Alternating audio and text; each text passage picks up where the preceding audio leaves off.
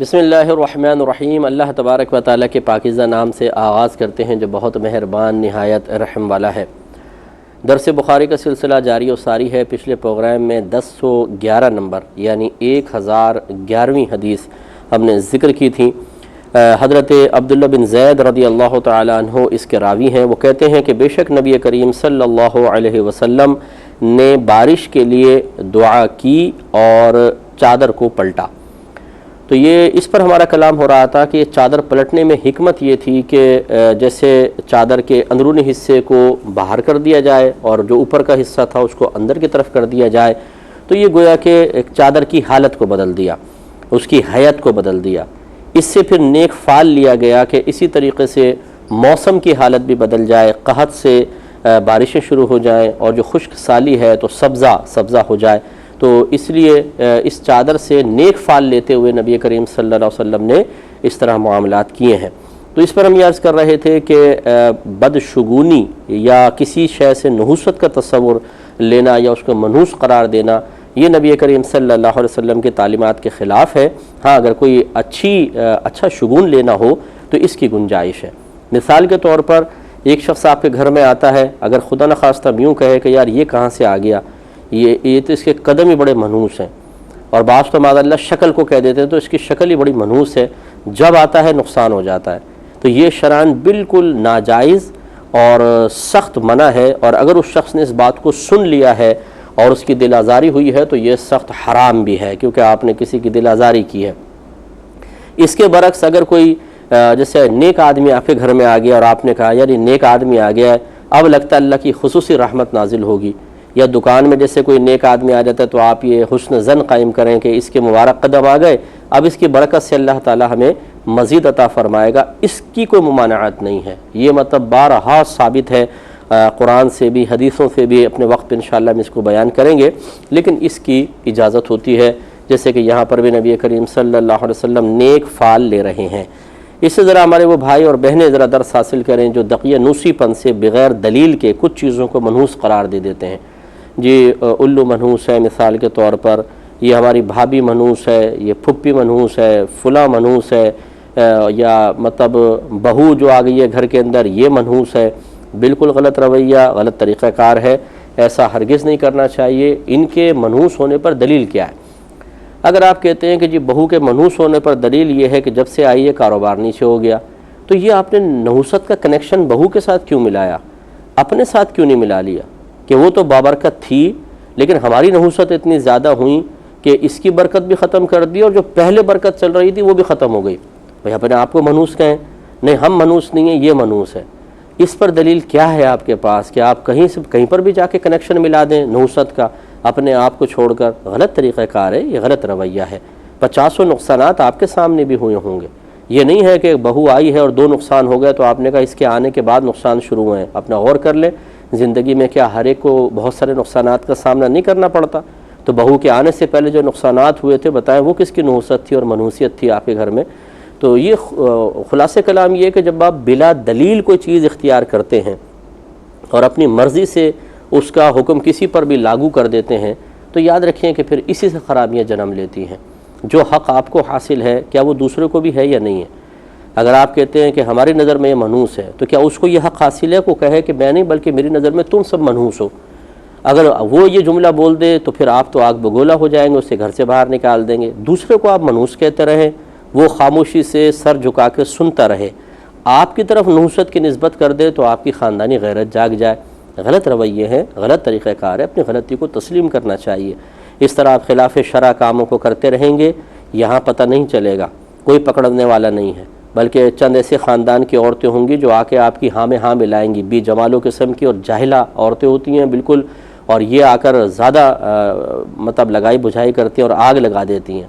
جیسے کسی ساس نے کہا جب سے آئیے نقصان ہو رہا، کہتے ہیں ہاں بھائی منحوس لگتی ہے یہ تو، بس اتنی بات بول دی اور اس کی توثیق کر کے چلی گئی۔ کوئی بھی ایسا نہیں ہوتا خاندان کے اندر جس نے کبھی دین کو اہمیت دے کے تھوڑا بہت بھی دین کی تعلیمات کو سیکھا ہو اور وہ اس کو بنیاد بنا کر سمجھائے کہ نہیں آپ یہ کیسا کہہ رہے ہیں، ایسا نہیں ہوتا ہے، کیسے آپ منحوس کہہ رہے ہیں، کیا دلیل ہے آپ کے پاس؟ اگر نقصان دلیل ہے تو نقصان تو پھر آپ کے سامنے بھی ہوا ہے، تو پھر آپ بھی منحوس ہوں گے۔ اس طریقے سے دلائل دے کے خاموش کروائیں، لیکن نہیں، A to Z جاہل بھرے ہوئے خاندانوں کے اندر، معذرت کے ساتھ آپ برا نہیں مانیے گا، کیونکہ نہ کوئی کتاب پڑھی ہے کبھی، نہ کسی عالم کی صحبت میں رہے، کچھ ٹی وی کے پروگرام دیکھ لیے، کبھی کوئی قاری صاحب وغیرہ سے، کسی حافظ صاحب سے کوئی مسئلے سیکھ لیے، تو بس یہ سب کے سب عالم بنے بیٹھے ہیں۔ جتنا ہمارے معاشرے میں قرآن اور حدیث کے علم کی بے دردی پائی جاتی ہے، کہیں نہیں پائی جائے گی۔ آپ دیکھیں، ہم ایک ایسی قوم ہیں جس کو اللہ نے اپنے کرم سے بڑی عزتوں سے نوازا ہے، لیکن ہم سے بڑا ناقدرہ کوئی نہیں ہے۔ جتنا کامل نصاب اللہ تعالیٰ نے قرآن و حدیث کے ذریعے ہمیں عطا فرمایا، ہر مذہب اس سے خالی ہے۔ میں گارنٹی میں چیلنج کرتا ہوں، پورے تمام دنیا بھر کے مذاہب کو چیلنج کرتا ہوں کہ ہمارے قرآن اور حدیث کی تعلیمات کے مقابلے میں جو آپ کے مذہب کے اعتبار سے تعلیمات ہیں ان کو پیش کر کے دیکھیں۔ انشاءاللہ ریشو ایسا ہوگا 98 اور 2% کا ریشو، اونلی 2% موضوعات پر کچھ چیزیں مل جائیں گی۔ ہمارا مذہب 100% پیش کرتا ہے، 100%۔ 98 بھی میں نے اس لیے کہا کہ 2% اجتہادی مسائل آپ لے لیجئے کہ بہت سے نئے مسئلے نکلتے رہیں گے جن کو براہ راست آپ قرآن و حدیث سے نہیں تلاش کر سکتے۔ اس کے لیے پھر اللہ نے خادم پیدا کیے ہیں، دین کے خادم، جو قیامت تک قرآن و حدیث سے نکالے ہوئے اصولوں سے ان مسائل کو حل کرتے رہیں گے۔ تو 100% ہمارا مذہب زندگی کے ہر شعبے کے بارے میں مکمل تعلیمات فراہم کرتا ہے، لیکن ہمارے گھروں میں رہنے والے، ہمارے بڑے، ہمارے اطراف میں رہنے والے سب کے سب اسی طریقے سے ہوتے ہیں کہ انہوں نے دین کو سب سے حقیر اور معمولی سمجھ کے چھوڑا ہوا ہے۔ آج اگر ہماری گورنمنٹ آف پاکستان یہ اعلان کر دے، اس طرح باہر کی گورنمنٹ سے اعلان کر دے کہ جو مکمل طور پہ فرض علوم سیکھے گا اور 5 وقت نماز با جماعت پڑھے گا، اسے ہر مہینے 1 لاکھ روپے ملیں گے، تو آپ دیکھیے کوئی آپ کو پاکستان میں جاہل نظر نہیں آئے گا، کسی بھی ملک میں کوئی جاہل، یعنی دین کے لحاظ سے جاہل نظر نہیں آئے گا۔ سب کے سب سیکھیں گے اور سب کے سب مسجدوں کے اندر ہوں گے۔ اب دکانیں بھی بند ہوں گی، اب دوستوں کی صحبتیں بھی چھوڑ دی جائیں گی، اب چلتے ہوئے میچوں کو بند کیا جائے گا۔ بھائی 1 لاکھ کا سوال ہے، 1 مہینے میں 1 لاکھ، وہ بھی ایک آدمی کو۔ اگر گھر میں 10 افراد ہیں تو مہینے کے 10 لاکھ۔ بھائی اب نماز نہیں چھوڑ سکتی، اب علم دین سے دور نہیں ہو سکتے۔ لیکن اللہ تعالیٰ اس کے رسول کتنے ہی فضائل بیان کر لیں، کتنے ہی ان میں فوائد پوشیدہ رکھیں، بالکل کوئی شعور نہیں۔ تو بہرحال ناراض مت ہوئیے گا، لیکن مسئلہ یہی ہے کہ ہمارے ہاں یہ جو غلط چیزیں رائج ہو گئی ہیں، یہ علم دین سے کمی کی بنا پر ہے، علم دین سے دوری کی بنا پر ہے۔ اس کی بنا پر ہم جس کو چاہتے ہیں منحوس کہہ دیتے ہیں، جس کو چاہتے ہیں متبرک اور مبارک کہہ دیتے ہیں۔ تو ایسے سے میں نے دیکھا ہے چرسی ہیں، موالی ہیں، عورتوں پہ گندی نگاہ رکھنے والے ہیں، نمازیں پڑھنے کا ہوش نہیں ہے، مہینوں سے نہیں نہائے ہیں، اور لمبے جبے پہنے ہوئے ہیں، لمبے ناجائز کندھوں سے نیچے خلاف شرع بال لٹکائے ہوئے ہیں، انگوٹھیاں چڑھائی ہوئی ہیں، ہاتھ میں ڈنڈے پکڑ کے بابا بنا ہوا ہے، بابا ڈنڈے والی سرکار، اور وہ عورتوں کے ساتھ مذاق کر رہا ہے، مستیاں کر رہا ہے، سب کچھ کر رہا ہے۔ یہ بابرکت ہے۔ بولتے ہیں جی بابا کے قدم جب سے دکان میں لگے ہیں، بابا آیا ہے تب سے دکان میں روزی چل پڑی ہے جی، جب سے ہمارے گھر میں آیا ہوگا۔ ارے بھائی خدا کا خوف کرو، اگر منحوسیت کی نسبت کرنا ممکن ہوتا تو اس شخص کی طرف کرنی چاہیے جو عالم ہوش میں رہ کر کوئی مجذوب نہیں ہے، کچھ بھی نہیں ہے، نہ نمازیں پڑھ رہا ہے، نہ روزے رکھتا ہے، نہ یہ شریعت کی پاسداری کر رہا ہے، ڈھکوسلے باز ہے اور لوگوں کو پاگل بنا رہا ہے، بدھو بنا رہا ہے، اور خوب یہ کہ اپنے نفسانی خواہشات کی تکمیل کر رہا ہے، اور ہم اسے کہہ رہے ہیں بابرکت ہے۔ اس سے بڑھ کر ظالم معاشرہ اور کون سا ہوگا؟ اللہ تعالیٰ فرماتا ہے ان اکرمکم عند اللہ اتقاکم، بے شک تم میں سے اللہ تعالیٰ کی بارگاہ میں سب سے زیادہ بزرگ وہ ہے، سب سے زیادہ عزت والا، کرامت والا وہ ہے جو تم میں سب سے زیادہ پرہیزگار ہے۔ پرہیزگاری سے عزت ہوتی ہے، پرہیزگاری سے برکت ہوتی ہے۔ یہ کہاں سے پرہیزگار آیا؟ ہاں یہ پرہیزگار ہے نمازوں سے پرہیز کرنے والا، روزے سے پرہیز کرنے والا، مبارک باتوں سے پرہیز کرنے والا، علم دین سے پرہیز کرنے والا، اچھے لوگوں کی صحبت سے پرہیز کرنے والا، یہ ہے وہ یہ پرہیزگار۔ اور اس پرہیزگار کو ہم کہتے ہیں جی یہ بابا بڑا مبارک قدم والا ہے۔ تو یہ سب علم دین سے دوری کی بنا پہ ذرا خیال کریں۔ حدیث نمبر 1012 پر آتے ہیں، حضرت عبداللہ بن زید رضی اللہ تعالی عنہ ہی اس کے راوی ہیں۔ یہ کہتے ہیں کہ نبی کریم صلی اللہ علیہ وسلم عیدگاہ کی طرف نکلے، یعنی عید پڑھنے کے لیے نہیں بلکہ بارش کے لیے دعا کرنے کے لیے سرکار تشریف لے گئے تھے۔ تو کہتے ہیں کہ عیدگاہ کی طرف نکلے، پھر آپ نے بارش طلب کی، پھر قبلے کی طرف منہ کیا اور چادر کو پلٹا اور 2 رکعت نماز پڑھی۔ شاید آپ کو یاد ہوگا میں نے پہلے بھی ذکر کیا تھا کہ صاحبین امام ابو یوسف اور امام محمد رضی اللہ تعالی عنہما اس بات کے قائل ہیں کہ نماز استسقاء ہوتی ہے، اس کی مشروعیت ہے، نبی کریم نے کم از کم 2 رکعت پڑھی ہے، جبکہ امام اعظم ابو حنیفہ رضی اللہ تعالیٰ عنہ صرف دعا کے قائل ہیں۔ انہوں نے ان احادیث سے استدلال کیا ہے جن میں نماز کا تذکرہ نہیں ہے، صرف سرکار نے دعا فرمائی، چادر پلٹی ہے۔ تو بہرحال لیکن اب یہ دونوں طریقے جائز ہیں، چاہیں تو آپ جا کر صرف دعا مانگ لیں، چادر پلٹیں اور واپس آ جائیں، اور چاہیں تو باقاعدہ ایک امام کی اقتداء میں 2 رکعت نماز استسقاء ادا کریں۔ وہ نفل نماز ہوگی، بالکل ایسے ہی پڑھیں گے جیسے ہم 2 رکعت نفل پڑھتے ہیں، اور اس کے بعد اجتماعی طور پہ اللہ تعالیٰ کی بارگاہ میں دعا کر لیں۔ دونوں طریقے منقول ہیں اور جائز ہیں۔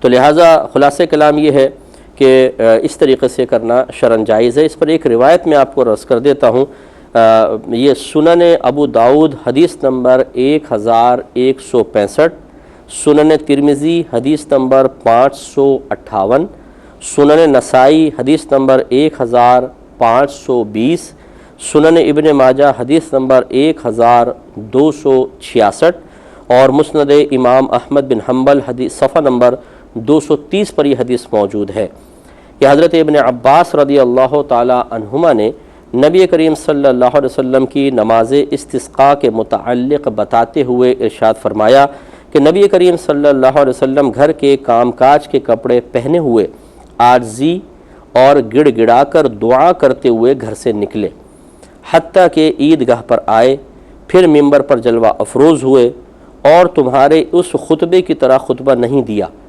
لیکن آپ مسلسل دعا کرتے رہے۔ یعنی ممبر پہ بیٹھنے کا مقصد خطبہ دینا نہیں تھا، بلکہ آپ بیٹھ کے آپ نے دعا شروع کی، اور کہتے ہیں گڑ گڑا کر دعا کرتے رہے اور تکبیر پڑھتے رہے، پھر اس طرح 2 رکعت نماز پڑھائی جس طرح نماز عید پڑھائی جاتی ہے، جیسے نماز عید پڑھائی جاتی۔ اب اس میں یا تو تکبیرات کا کہنے کا مقصد ہے کہ جیسے تکبیرات کے ساتھ عید کی نماز پڑھائی جاتی ہے، یا یہ کہ 2 رکعت نماز۔ تو بہرحال 2 رکعت نماز نبی کریم صلی اللہ علیہ وسلم سے ثابت ہے، اور صحیح مسلم کی حدیث نمبر 958 اور سنن ابو داؤد حدیث نمبر 1171 میں حضرت انس بن مالک رضی اللہ تعالیٰ عنہ سے روایت ہے، بیان کرتے ہیں کہ نبی کریم صلی اللہ علیہ وسلم اس طرح بارش کی دعا کرتے تھے، پھر انہوں نے ہاتھ بلند کیے اور اپنی ہتھیلیوں کو زمین کی جانب رکھا، یوں نہیں بلکہ ایسے کیا، حتیٰ کہ میں نے آپ کے بغلوں کی سفیدی ملاحظہ کی۔ یعنی اتنا اونچے سرکار نے ہاتھ کیے، شاید جبہ زیادہ بڑا ہوگا تو بغلوں کی سفیدی ظاہر ہوئی، یا کہنے کا مقصد یہ ہے کہ نبی کریم صلی اللہ علیہ وسلم نے اتنے اونچے ہاتھ کیے کہ اگر آپ کے قمیض مبارکہ نہ ہوتی تو بغلوں کی سفیدی ظاہر ہو جاتی۔ اس روایت سے دیکھیں دعا کرنا ثابت ہوا۔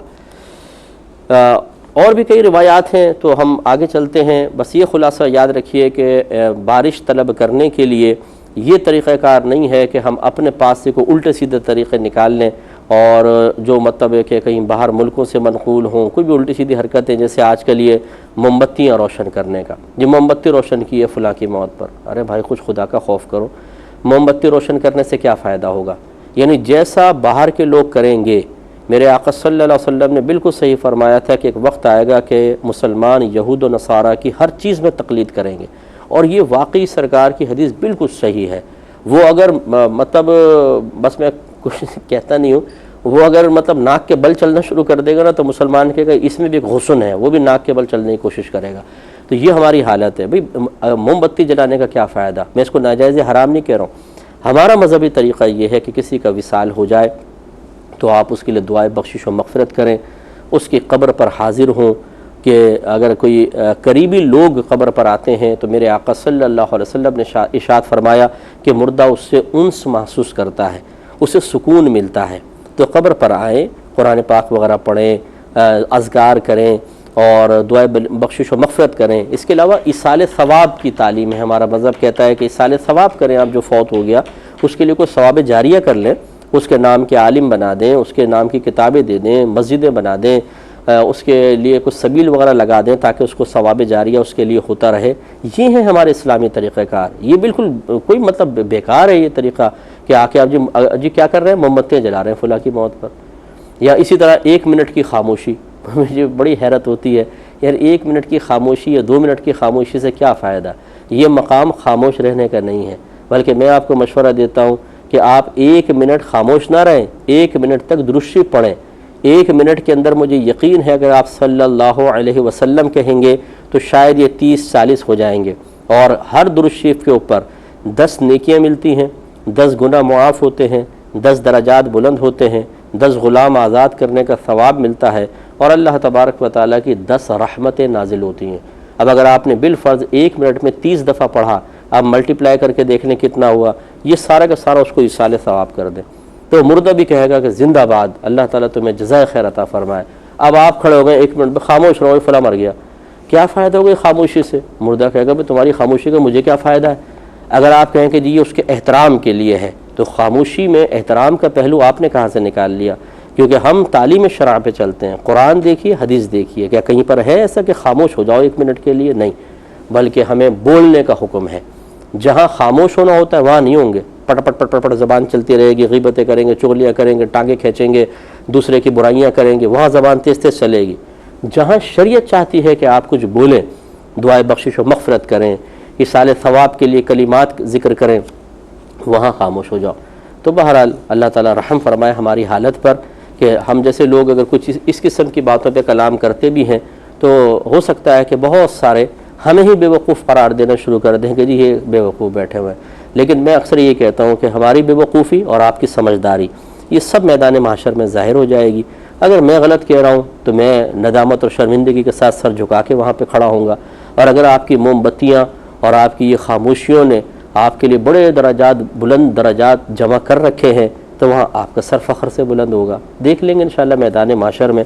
لیکن اللہ تعالیٰ اس کے رسول کی تعلیم حاصل کرنے والا ہی سرخرو رہتا ہے، اپنے پاس سے سمجھداری اختیار کرنے والا اور انگریزوں کے طریقے پہ چلنے والے کو میں نے فلاح پاتے ہوئے کبھی نہیں دیکھا ہے۔ واقعی آپ کی مرضی ہے۔ اگلا باب جو امام بخاری رحمۃ اللہ علیہ نے قائم کیا ہے، اس کے تحت کوئی حدیث نہیں لے کر آئے۔ یہ کئی مقامات پہ ایسا ہوتا ہے کہ حدیث لے آتے ہیں، باب نہیں ہے۔ اچھا، ایک باب کے تحت ایک حدیث لائے اور اس کے بعد پھر صرف باب لکھ کر دوسری حدیث ذکر کر دی، کوئی عنوان قائم نہیں کیا باقاعدہ۔ اور بعض جگہ ایسا بھی ہوا ہے جیسے یہ مقام ہے کہ باب لکھ دیا، حدیث نہیں لے کر آئے۔ اب اس کی کیا وجہ ہوئی؟ یقینی سی بات ہے کوئی نہ کوئی معقول وجہ ہی ہوگی نا۔ امام بخاری رحمۃ اللہ علیہ کوئی معاذ اللہ ثم معاذ اللہ کوئی مطلب خلاف حکمت کام کرنے والے تو نہیں تھے، کوئی ایسا تو نہیں تھے کہ بھول کے شکار ہو گئے تھے بہت زیادہ۔ ہو سکتا ہے انہوں نے یہاں کچھ ڈالا ہو اور وہ آگے منقول نہ ہو سکا ہو سکتا ہے آپ ڈالنا چاہتے ہو توجہ نہ رہی ہو، ایسا ہو سکتا ہے۔ تو اس پہ انشاءاللہ کلام کا آغاز کریں گے اگلے پروگرام سے۔ وآخر دعوانا ان الحمدللہ رب العالمین۔ اللہم صلی علی محمد وعلی آلہ وصحبہ وسلم۔